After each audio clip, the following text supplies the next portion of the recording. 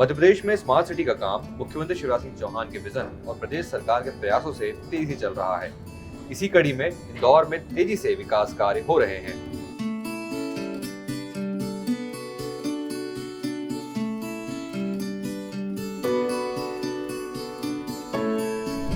इंदौर शहर को मिनी बॉम्बे क्यों कहा जाता है, इसके पीछे है यहाँ का डेवलपमेंट। बड़े बड़े प्रोजेक्ट्स और जनहित के लिए किए जाने वाले वो सारे काम जो लोगों की ज़िंदगी को न सिर्फ आसान बनाते हैं बल्कि उनको आधुनिक दुनिया के साथ जोड़ते हैं। तो उसी के लिए हम बात करने के लिए मौजूद हैं इंदौर डेवलपमेंट अथॉरिटी के सीईओ सर के साथ में। सर, सबसे पहले ये बताइए कि ये जो प्रोजेक्ट्स हमने आज जो चमक दमक इंदौर में देख रहे हैं, सब क्या है, क्या प्लानिंग्स हैं सारी है? देखिए, इंदौर विकास प्राधिकरण का जो मूल काम है, वो है हमें मास्टर प्लान का इम्प्लीमेंटेशन करना। और जब कोई शहर धीरे-धीरे बसता है और उसमें सघनता बनती है, जी। तो वहाँ पे कंजेशन होता है, मूल्य वृद्धि होती है। लोगों को रहने के लिए प्लॉट नहीं मिलेगा, निकलने के लिए ट्रैफ़िक में दिक्कत होगी, उनको स्पोर्ट्स की फैसिलिटीज़ कम होगी, साथ ही साथ ग्रीनरी कम होगी जी। और लोगों को एक सफोकेशन महसूस होगा और सिटी का स्वरूप बिगड़ता है। जी। और इसको ठीक करने का मूलतः काम होता है विकास प्राधिकरण का। जी। और मैं आपको बताना चाहता हूँ कि अभी इंदौर विकास प्राधिकरण द्वारा पिछले 1 साल में जी। जो नई लैंड पूलिंग एक्ट है, उसके तहत हमने लगभग 1200 हेक्टेयर भूमि पर जो है नगर विकास स्कीम्स लगाई हैं जी। और हमारा काम चालू हो गया है। जी। अभी सरकार की मंशा अनुरूप लगभग 600 करोड़ रुपए के मास्टर प्लान की सड़कें जो हैं, उस पे हमने टेंडर कर लिए हैं जी। और काम चालू कर दिया है। इसी प्रकार इन स्कीम्स में 100 से ज़्यादा हम लोग गार्डन बना रहे हैं इंदौर विकास प्राधिकरण के द्वारा, जी। जो कि एक इकोलॉजिकल सिस्टम एनवायरनमेंट को बैलेंस करता है। जी। पॉपुलेशन डेंसिटी बढ़ती है, जनसंख्या का ज़्यादा दबाव बढ़ता है, तो हमें शुद्ध ऑक्सीजन चाहिए, जो वायु हमारी प्रदूषित होती है, उसको ठीक करने के लिए हमें वृक्ष चाहिए। तो ये गार्डन बनाने का काम भी हम कर रहे हैं। साथ ही साथ सिटी फॉरेस्ट, अभी हमने एक 43 हेक्टेयर में एक हमने सिटी फॉरेस्ट प्लान किया हुआ है। जी। एक सिटी फॉरेस्ट हम ऑलरेडी बना चुके हैं। तो ये एक बहुत बड़ा पर्यावरण संतुलन का काम करते हैं। और इसके बाद दूसरी बात होती है कि जो ट्रैफ़िक बढ़ता है जी। और सिग्नल बढ़ते हैं, तो लोगों को आवागमन में दिक्कत होती है। तो सिटी को सिग्नल फ्री बनाने की दिशा में जी। हम लोग काम कर रहे हैं। अभी 4 फ्लाईओवर जो शहर के बहुत व्यस्त चौराहे हैं, जी। उन पे हम लोग बना रहे हैं। जैसे एक लवकुश नगर चौराहा है, भंवरकुआँ चौराहा है, खजराना चौराहा है जी। और संत सेवाराम चौराहा है। जी। इसके अलावा जो हम उज्जैन तरफ जाते हैं और बहुत बड़ा जंक्शन वहाँ निर्मित होता है, मेट्रो भी वहाँ से आ रही है। हम सुपर कॉरिडोर एयरपोर्ट तरफ जाते हैं, तो वहाँ पे डबल डेकर फ्लाईओवर, जी। जो कि लगभग 900 मीटर की लंबाई का रहेगा और 6 लेन रहेगा। तो फ्लाईओवर के ऊपर से फ्लाईओवर, ताकि किधर किसी भी तरफ से लोगों को आवागमन हो, चाहे एयरपोर्ट तरफ से हो या उज्जैन तरफ से हो, जी। उनको रुकना ना पड़े चौराहे पे और वो आबाद गति से वहाँ से निकल सकें। तो ये हम लोग प्रयास कर रहे हैं। 2 फ्लाईओवर का अभी हम जो आगामी बोर्ड बैठक होगी, उसमें हम लोग टेंडर करेंगे और उन पे भी करेंगे, तो 7 फ्लाईओवर पे हम लोग काम करेंगे। साथ ही साथ 2 फ्लाईओवर की अभी फिजिबिलिटी सर्वे चल रही है। तो अभी 9 फ्लाईओवर हम लोगों के बनाने का अभी प्लान है।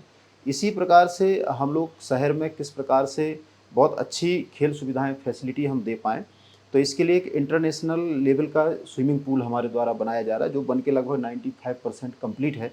और हमारा प्रयास है कि माननीय मुख्यमंत्री महोदय के कर कमलों से उसको हम लोकार्पण कराएँ, ताकि शहरवासियों को, जो हमारे ऐसे प्रतिभाशाली स्विमर्स हैं, जो अंतर्राष्ट्रीय स्तर तक जाना चाहते हैं, वो प्रैक्टिस कर सकें और अपना नाम रोशन कर सकें।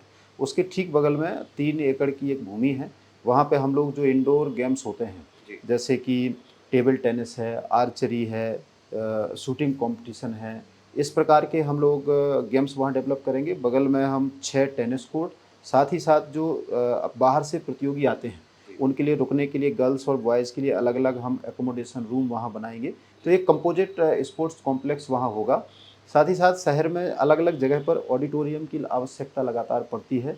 माननीय मुख्यमंत्री महोदय की घोषणा अनुरूप हम लोग स्वर्गीय लता मंगेशकर जी के नाम पर एक 1200 सीट का ऑडिटोरियम बना रहे हैं, जो अत्याधुनिक है जी। और हर जितनी तरीके की सर्व सुविधाएँ होना चाहिए, वो वहाँ पर है। उसका काम भी लगभग 80% हो गया है, बहुत जल्दी पूरा हो जाएगा। हम लोग जो सिटी के चारों तरफ, चूँकि अलग-अलग जगह से इंदौर, जैसा आपने बताया कि बहुत बड़ा शहर है जी। और आर्थिक राजधानी है, तो यहाँ पे बस स्टैंड की हमेशा आवश्यकताएँ महसूस होती हैं। और जो हमारे पुराने बस स्टैंड हैं, वो सिटी के बीच में है। जी। तो लोगों को पूरा, अगर बस से भी आते हैं, तो शहर के बीच में आना पड़ता है। तो हम लोग MR10 पे, वहाँ पे एक इंटर स्टेट बस टर्मिनल बना रहे हैं, जहाँ पे कि लगभग 2000 बसें एक दिन में आएंगी और 35 एकड़ में बना रहे हैं। जी। और पूरा एयर कूल्ड हमारा बस स्टैंड होगा, और जो एयरपोर्ट की तर्ज पर उसको बना रहे हैं। और वहाँ मेट्रो का स्टेशन भी बनाया जा रहा है उसके पास में, ताकि अगर एयरपोर्ट से कोई व्यक्ति आते हैं तो जी। वहाँ तक मेट्रो से आ जाएँ, वहाँ से अपना सिटी बस लेकर के सिटी के अंदर आ जाएंगे। जी। तो पब्लिक ट्रांसपोर्ट को जब किसी शहर में बढ़ावा देना होता है तो ये सभी चीज़ें बहुत आवश्यक होती हैं। जी। इसी प्रकार जो खंडवा रोड पर एक बस स्टैंड बना रहा है आईएसबीटी, वहाँ पे लगभग 600 बसों का एक दिन में आवागमन हो सकता है। जी। मुंडला नायता क्षेत्र कहलाता है वो, तो हम उनको बना रहे हैं। साथ ही साथ एक बहुत बड़ी आवश्यकता इस सिटी में महसूस की गई कि जो सब्जी है, मसाले हैं, अन्य जो गुड्स हैं, जी। वो यहाँ लाने के लिए सिटी में लगभग पर डे 1500 से 2000 ट्रक आते हैं।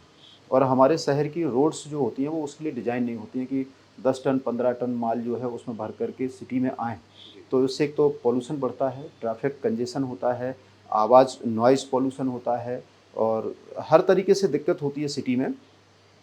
तो हम लोग टीपीएस 3 जो टाउन प्लानिंग स्कीम 3 है, जी। उसमें हम लोग पूरा ट्रांसपोर्ट हब विकसित कर रहे हैं। जी। और लगभग वहाँ पे 1000 से 1500 ट्रक एक बार में पार्क हो सकते हैं। जी। सामान वहाँ पे अनलोड किया जाएगा, और वहाँ से जो छोटे वाहन हैं उनके माध्यम से शहर में जहाँ-जहाँ पहुँचाना है वहाँ पहुँचाया जाएगा।